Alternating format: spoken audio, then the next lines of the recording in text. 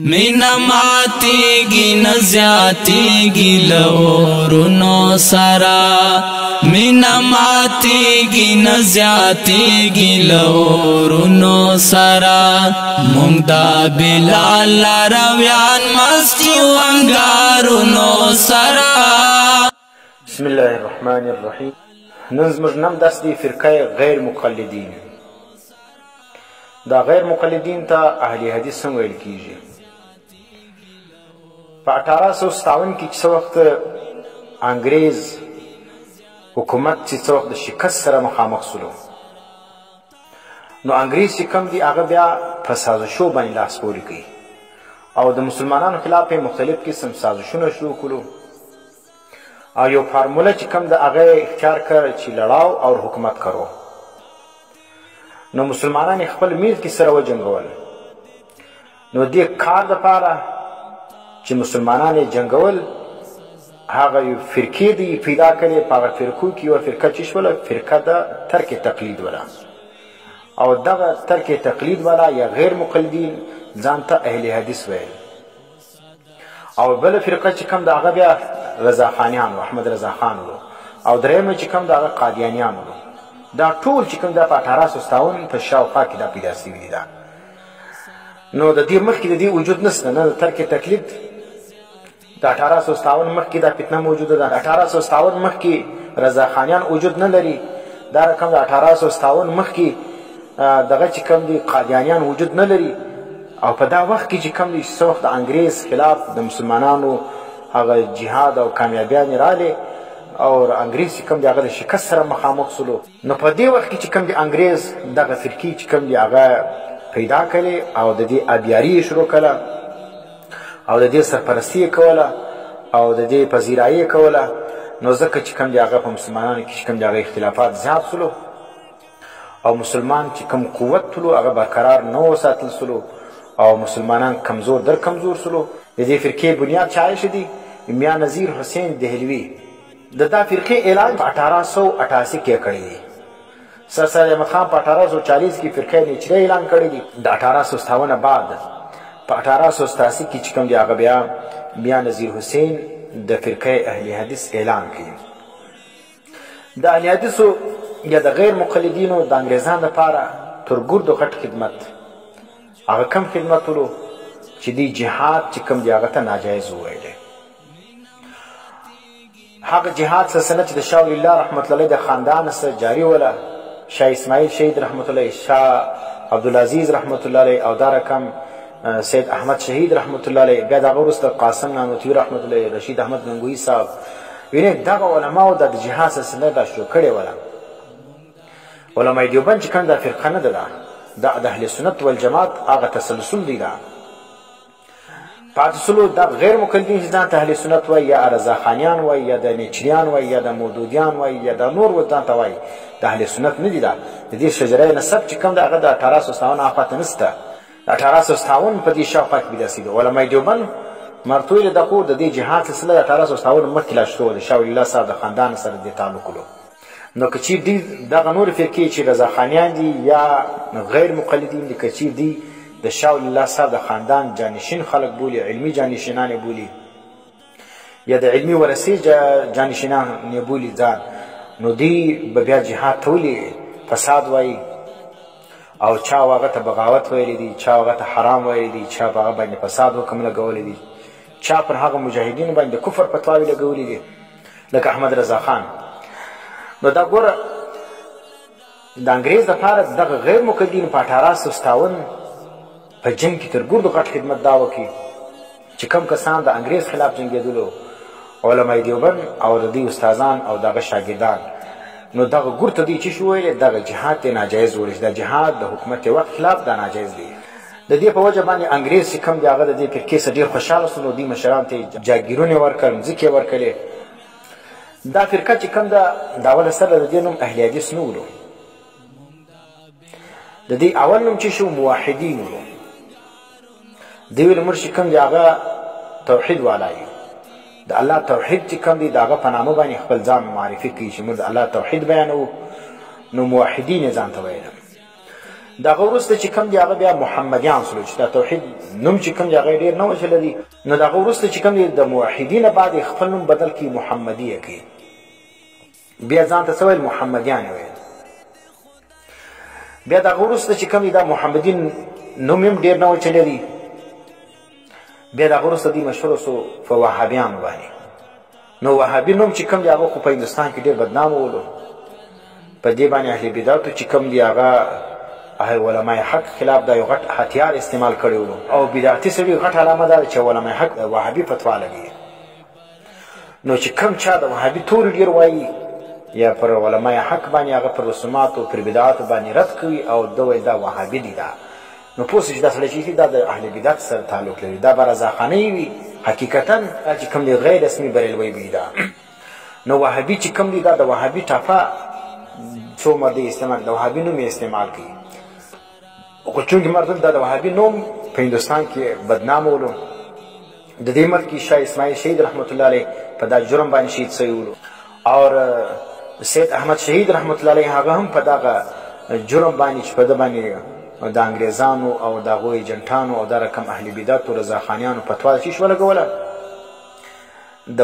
د وهابیت ولګوله چې دا وهابي دي دا نو د وهابي نوم خو پر دې باندې بیخي ډېر نه چلېدی ځکه دغه نوم یې بیا بدل کړي نو بیا چې کوم دی هغه دی د بدنامۍ څخه د بچاو دپاره انګریز ته بقاعده درخواست وکړی دی انګریز چې کوم دی هغه بیا دا نوم ودې ته الاټ کړی چې تاسو به نوم چې شوي اهل حدیث وي حالانکه دا میا نظیر حسین دهلوي چې کوم دی دا د علماء دیوبند د سلسلې څخه د شاه اسحاق دهلوي رحمت الله شاګرد دی اوس علماء دیوبند چې کوم ده هغه هم شاګردان د شاه اسحاق دهلوي رحمت الله دي او دا رقم د میا نظیر حسین دهلوي چې کوم دا د شاه اسحاق دهلوي رحمت الله شاګرد دي ګوره د دواړو استادان د دواړو جماعتو استاد چې کوم شاه اسحاق رحمت الله علیه چې کوم دی د علماء دیوبند هم استاد دی او د اهل حدیث هم استاد دی لیکن علماء دیوبند چې کوم دی هغه شاه اسحاق رحمت الله علیه پر هغه میشن باندې روان ولو چې جهاد ولو د شاه عبدالعزیز رحمت الله علیه په میشن باندې روان د شاه اسماعیل شهید رحمت الله علیه پر نقش قدم باندې روان ولو او اهل بدعت او دا رقم د غیر مقلدین چې کوم دا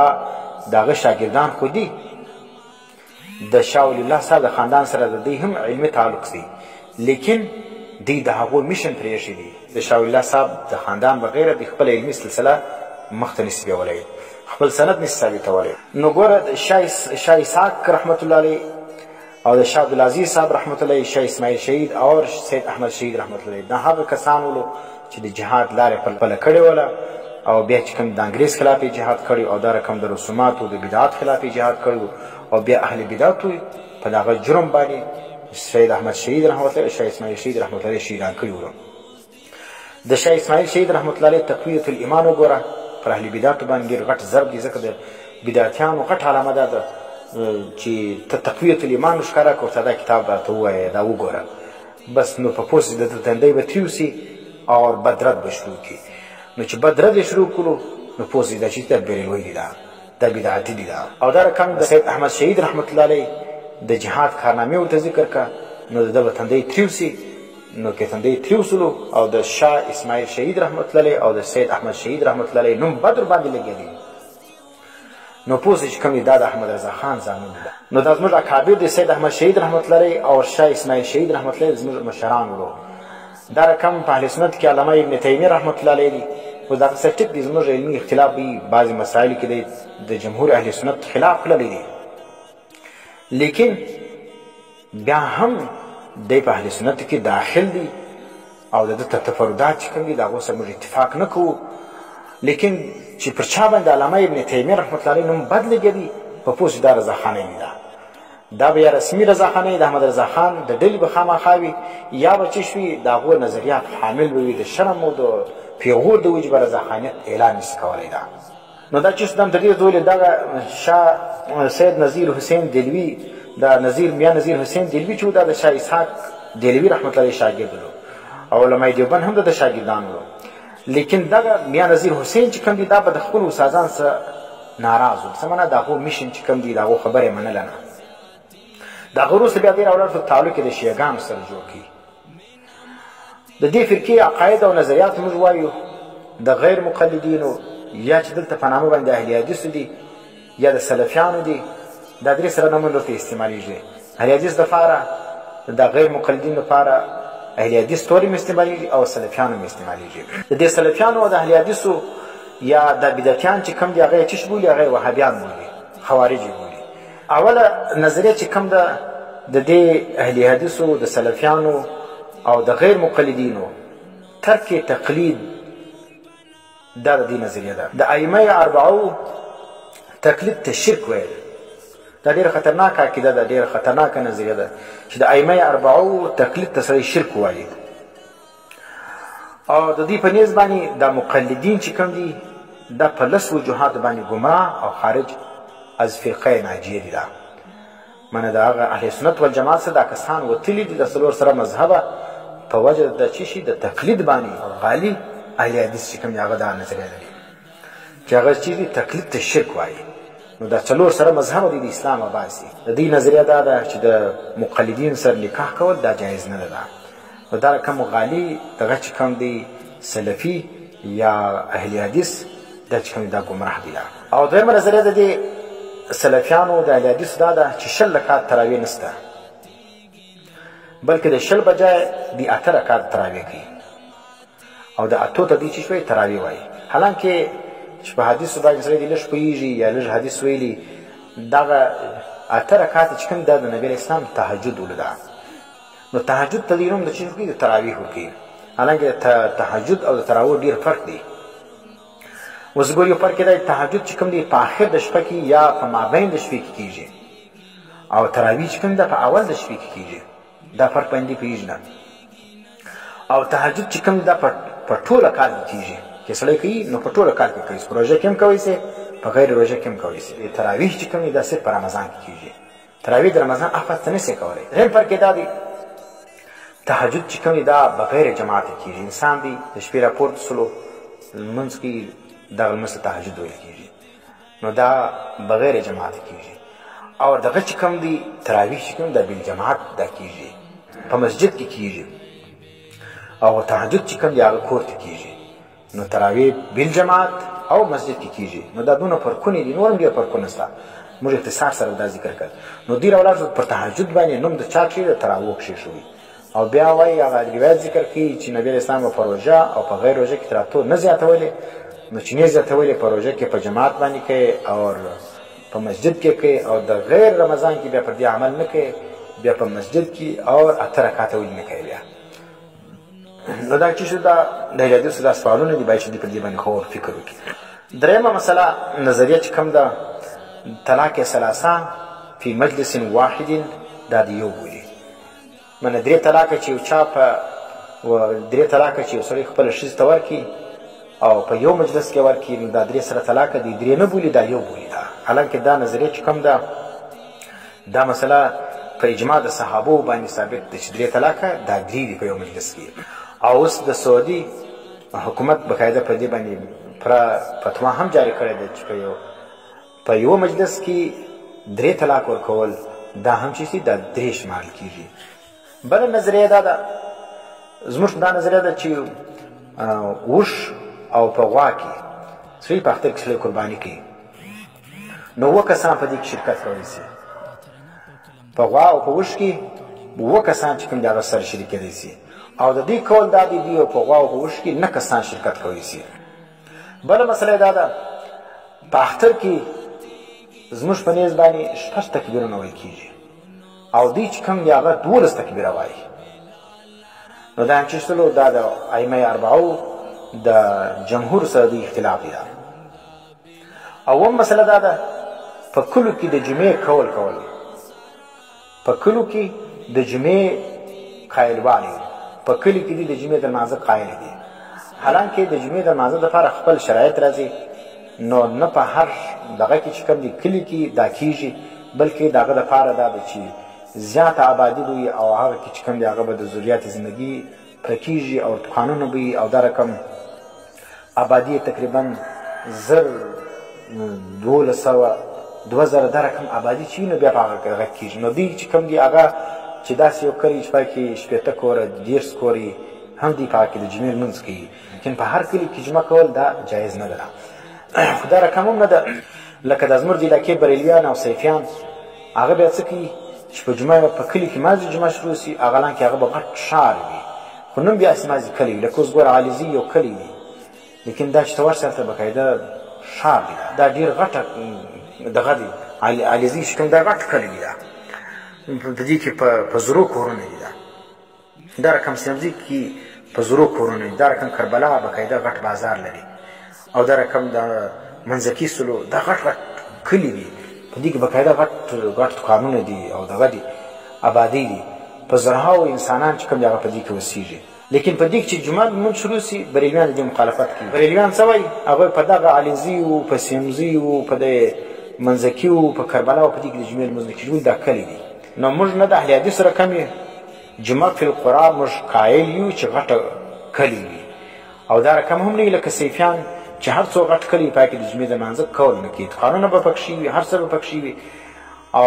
کسابې به پکښې وي او ضروریات زندګي به پکې پر کېږي لیکن دغه باوجود دا کسان هلته د جمعې د لمانځه کول نه کوي اختلاف یې جوړ کړی او نه د اهل حدیث رقم یې چې هسې مازې یو کوچنی کلي 15 کوره 10 کوره 20 کورې هم دې هلته د جمعې لمونځ کوي نو زموږ مسلک چې کوم دی هغه د اعتدال دی نه موږ په هر کلي کې د جمعې د لمانځه کول کوو چې هغه کوچنی وي او نه په هر کلي کې د جمعې د لمانځه انکار کوو چې هغه غټ کلي وي چې غټ کلي وي په هغې کې جایز دی او چې کوچنی کلي وي په هغې کې جایز نه ده اتمه مسله د دې سلفیانو د غیر مقلدینو یا د اهل حدیثو دا ده چې د جمهورو خلاف د فاتحه خلف الامام کول کوي باید چې په امام پسې ودرېږي قرات به کوي فاتحه به وایي حالانکه دغه چې کوم دی زموږ په نیز باندې فاتحه خلف الامام چې ده دا جایز نه ده نومه مسله دا ده په لمانځه کې دی لاسونه په سینه باندې نیسي بله عقیده دا د رفع الیدین ده رفع الیدین کول کوي چې د رکوع مخکې یا د رکوع بعد یا د دریم رکعت څخه د راولاړېدو بعد تیږي لورونو سره مینا ماتیږي نه زیاتیږي لورونو سره